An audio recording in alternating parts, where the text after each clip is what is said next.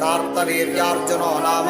राजा बाहू सहस्रवान् तस्य स्मरणमात्रेण अष्टद्रव्यं च लभ्यते